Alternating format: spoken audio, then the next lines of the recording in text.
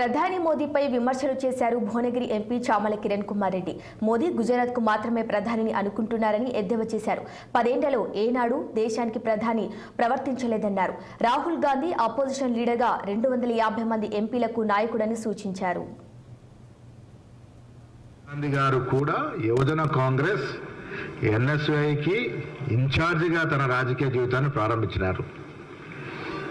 ఇలా incharge organisation KC Venugopal గారు జిల్లా స్థాయి యువజన కాంగ్రెస్ నుంచి ఎన్ఎస్ఐ నుంచి రాష్ట్ర స్థాయికి, ఆ తర్వాత అఖిల భారత యువజన కాంగ్రెస్లో ప్రధాన కార్యదర్శిగా ఉన్నటువంటి పరిస్థితి.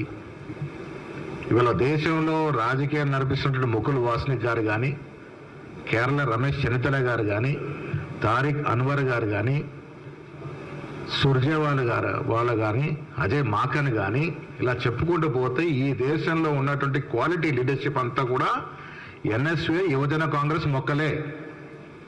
ఈ రాష్ట్ర విషయానికి వచ్చినప్పుడు నేనున్న ఇక్కడ నాతో పాటు కిరణ్ కానీ, శివసేన రెడ్డి కానీ, గతంలో వంశచంద్ర రెడ్డి గారు కానీ, అనిల్ యాదవ్ కానీ, ఇలా పార్లమెంట్ సభ్యులు కానీ యాదవ్ కానీ, వీరంతా కూడా యువజన కాంగ్రెస్ నాటినట్టు మొక్కలు.